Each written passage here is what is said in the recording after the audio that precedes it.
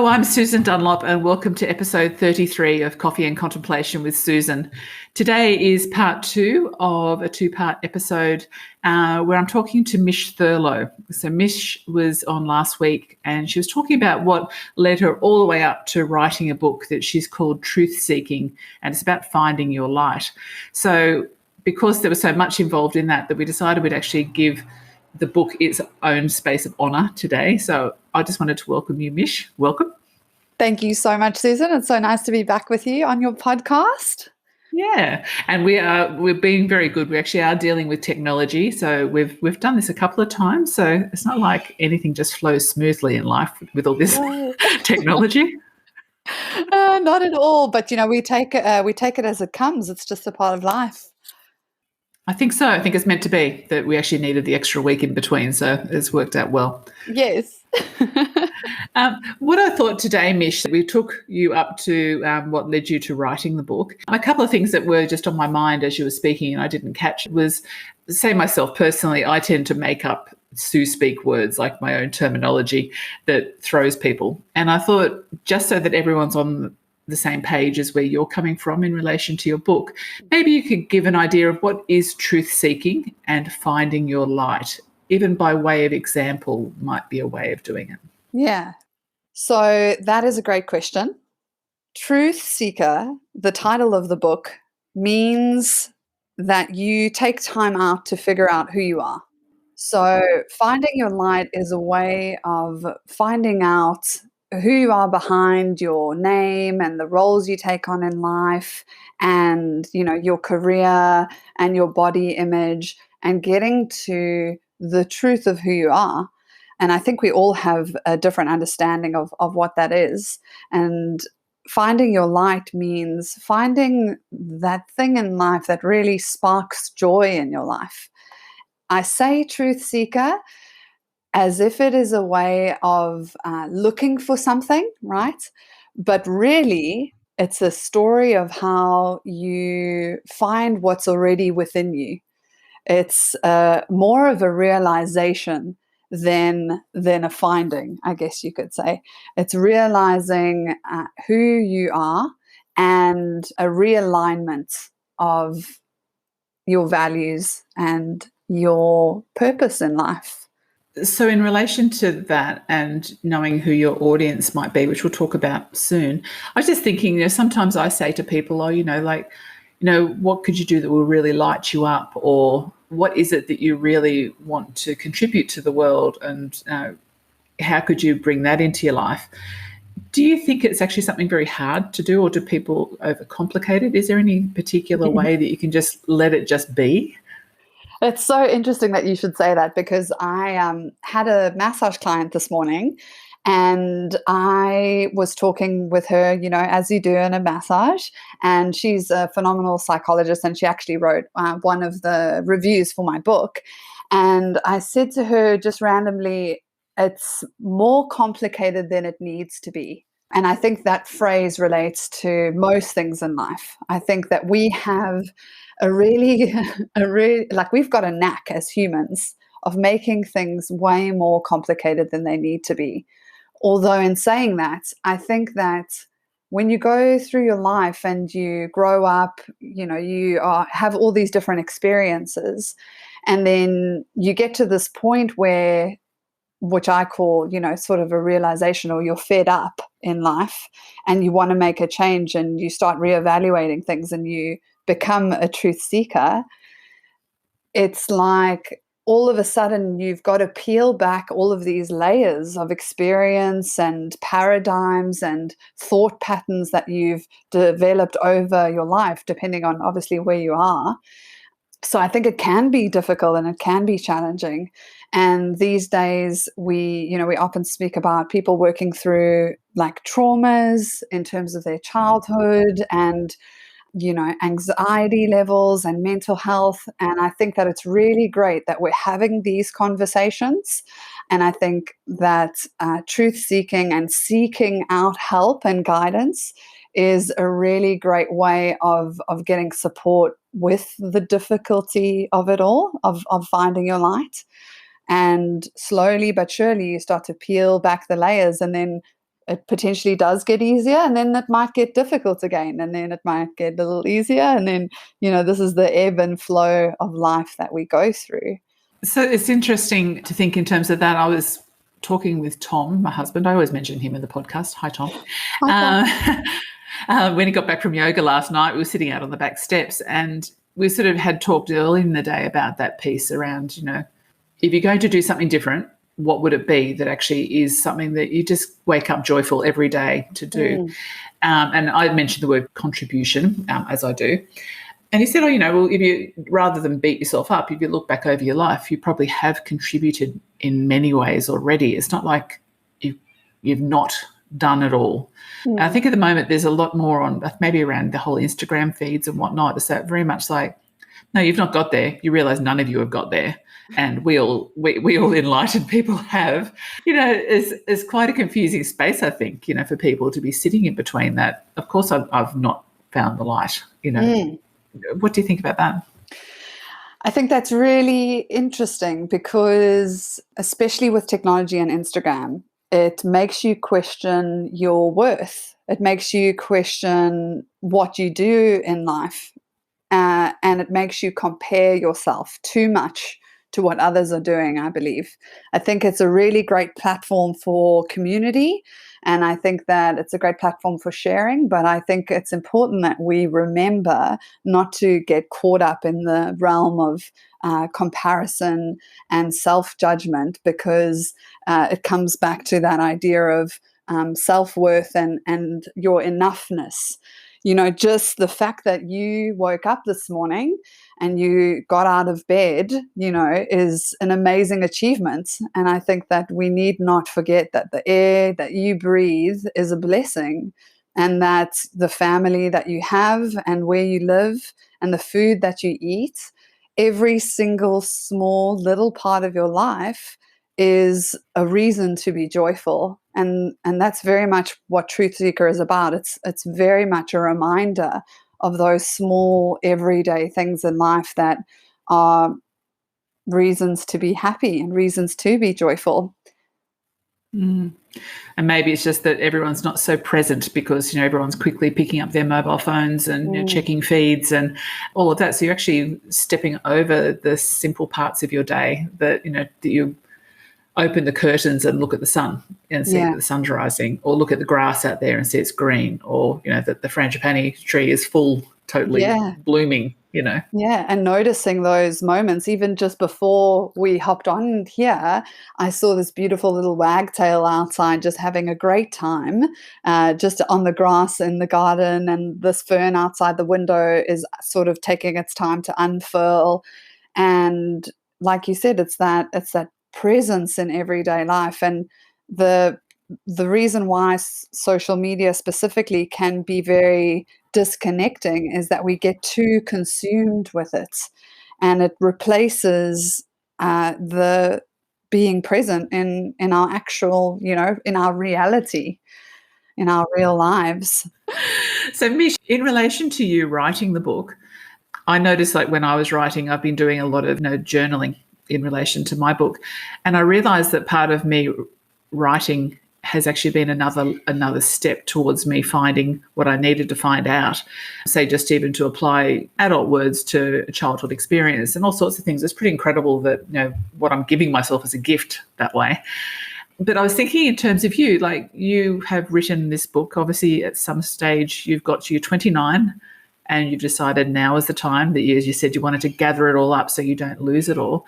Yes. What came up for you in writing the book that took you to a higher level or a deeper level of understanding yourself? Yeah, so I think that writing in itself is an amazing creative and reflective practice. There's something about writing things down, coming from your internal space and bringing it onto paper, whether you type or write or however you get it out. I think that it makes you realize what's going on for you, and then you go through this level of processing. And through writing the book, I started to reflect a lot on the last 10 years of my life since I first moved to Australia from South Africa. And even coming over to Australia by myself when I was 18, I had to have a certain level, I think, of togetherness, and my support system was very much in South Africa with my family there.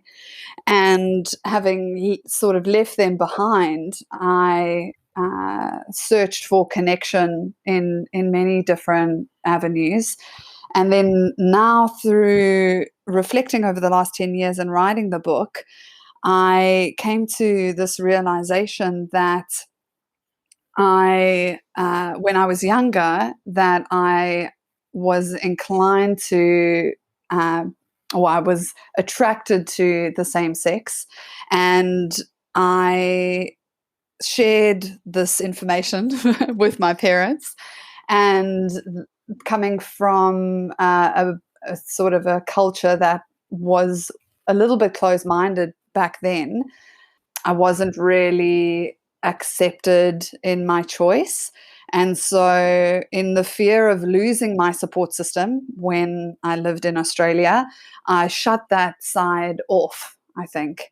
And through writing the book and reflecting over the last 10 years, I managed to find that part of me again. So, Truth Seeker is about finding out who you are, right? And so I was married to a beautiful man, and he has been absolutely amazing in supporting me through my truth-seeking journey. And late last year, I came out, and so it's super unfortunate that we're now getting a divorce, but it's incredibly liberating to finally step into my truth as a woman, as a gay woman. And like earlier we were talking about, is the journey easy? It's not. It's definitely not easy, and the harder it is, often the more liberating it becomes. And yeah, so now here at the age of, I say to people, it only took me 29 years to figure it out, but I finally think I'm getting somewhere. And I'm sure I'll say the same thing in 10 years time, and the same thing 10 years after that. But yes, through writing the book, although there's nothing specifically in the book about that journey, I think just that reflective process through the yoga practice helped me feel confident enough in myself to be able to share my truth with the people that I love.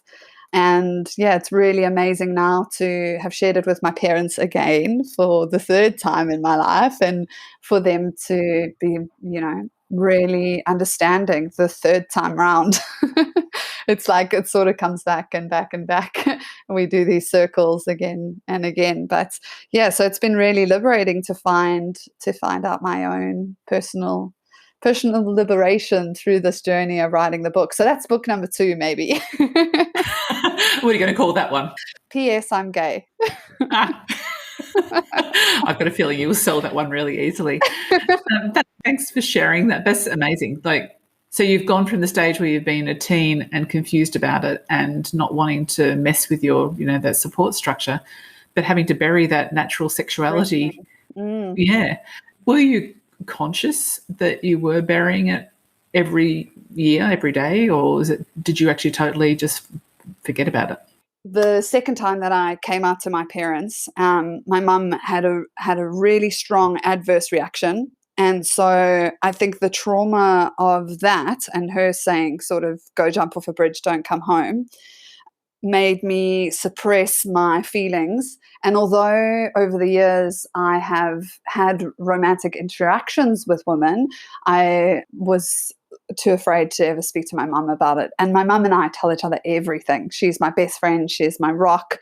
She's been my support system. I love her dearly. That's why I never wanted to disappoint her. And in fear of losing her love, really. And now I realize, that is not the case, and that she would love me no matter what. But, you make up these stories in your mind of how it might be, and then you scare yourself out of doing the things that are most true for you. You got sort of have to weigh it up and decide, is the risk worth it? And realizing that by just even addressing it, just saying it, like if you say it out loud, at least then the conversation's just got to keep on moving forward.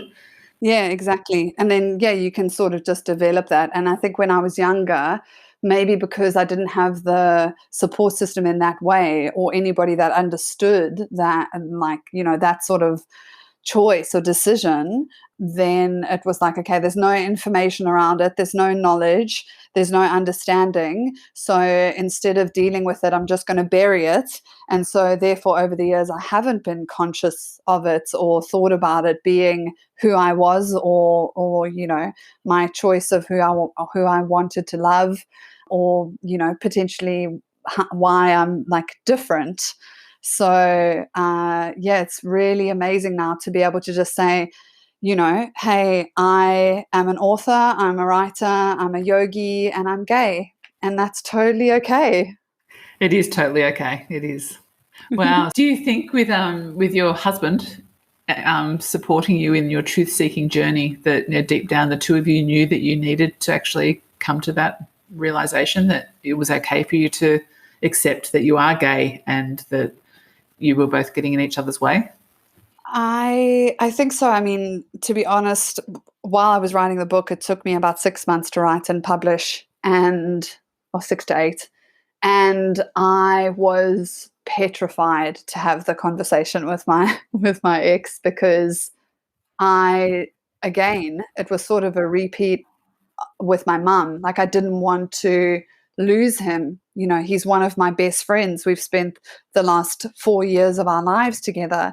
I was so afraid of what he might say. I was so afraid of the rejection. I was exceptionally afraid of hurting him.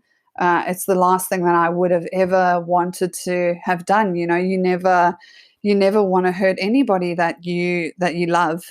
And so for him to have had the response of, I'm heartbroken, but I understand, and it's okay, let's work through this. I could not have even dreamed, wished for a better outcome. Yeah, and it's just a testament to, what an amazing human he is. And yeah, I feel very blessed and lucky to be able to call him one of my best friends. Oh, that's lovely. It's so lovely. Yeah. Wish the same for everybody, honestly, but it's not the case. Like, I feel very lucky. We've had a few of our daughter's friends have come out to us just as a practice run before they go and actually chat with their parents. And, as my husband's very supportive of, any boy that has actually done that. So just so he's got a man friend to chat to about it, just to have a feeling of, am I okay to speak and, to share your truth? And, and even one of my middle daughter, she's in love with a girl. And so I remember them coming and telling me one morning, I was like, if that's all that's been going on that you've been weird about because you've been dodging me, I think, oh, thank God there's nothing else. I'm so glad for them. I'm so glad that she's actually found her true love, I think that's all you want, really.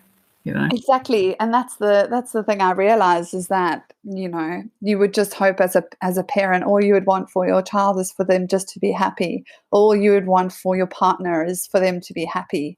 But even then, I think it takes a certain amount of presence and self-awareness.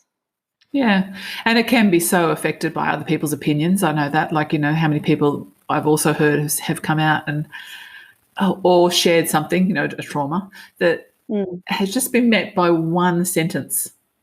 And that one sentence can just stab right down deep into the heart. And I think, but that's someone else's opinion. It's not you, it's a shame that people's life paths can be altered so much by trying to please someone else.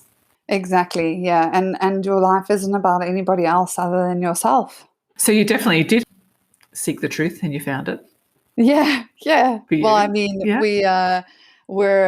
there's this beautiful quote, it was in alignment until it wasn't.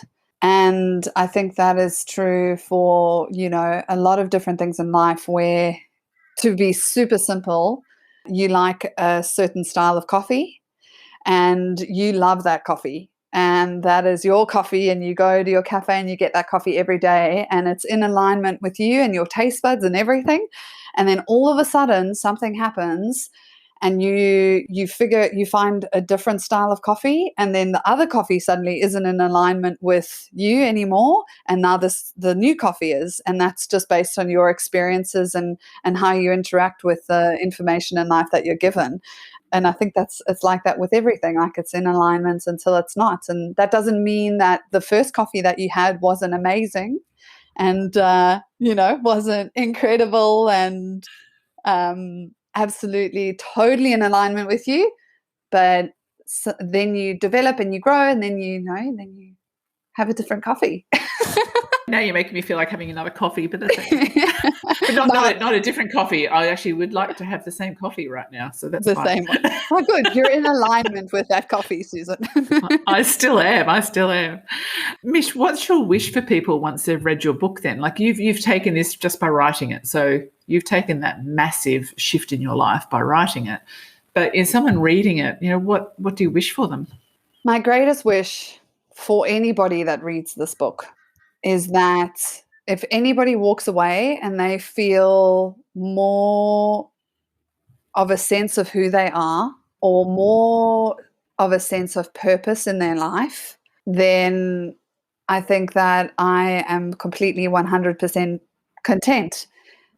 I think that if somebody walks away and they feel a sense of love and wholesomeness and calm from reading the book, then that is absolutely wonderful. Are you going to do an audio book version of it? That is so funny. You should say that. Your synchronicity is like ESPN, Susan. I was talking with a friend of mine at sunrise this morning when I had my first coffee, a wonderful Italian friend of mine who owns his own How to Speak Italian business. And we were talking about audiobooks, and he asked me the same question: are you going to do an audiobook?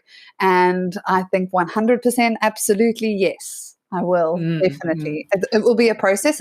It takes as much time and energy to create an audiobook, because obviously, you've got 35,000 words. You want to also look after your voice and after your time. So it's a process of developing.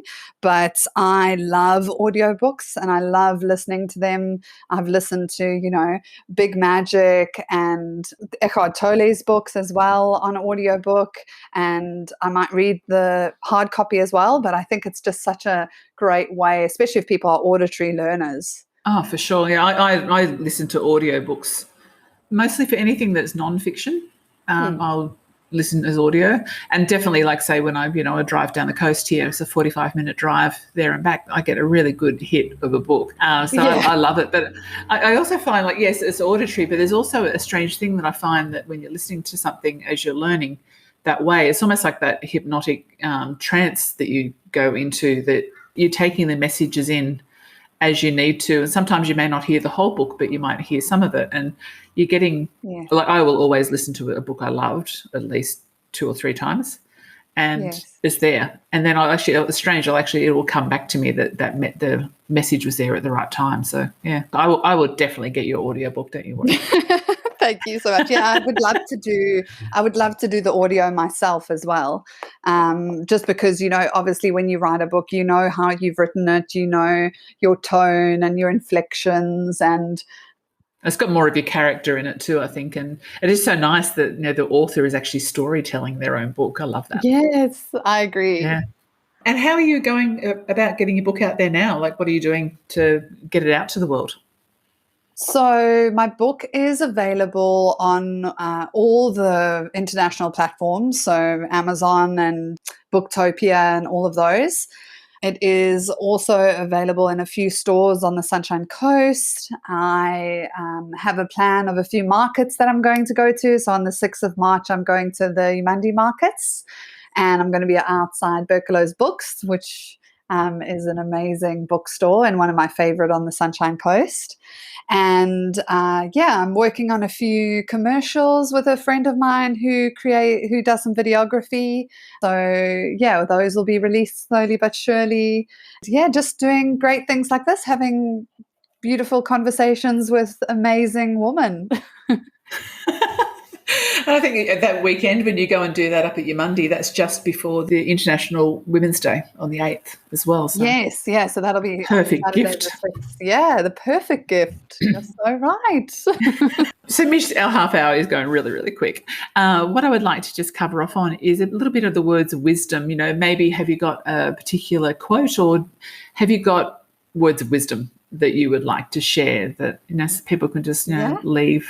Yeah, so I have collected quotes my whole life. Since I was a very young girl, I used to write out quotes. I have like books and books of quotes. And whenever I read a book, and when you read my book, you'll see at the beginning I have a checklist.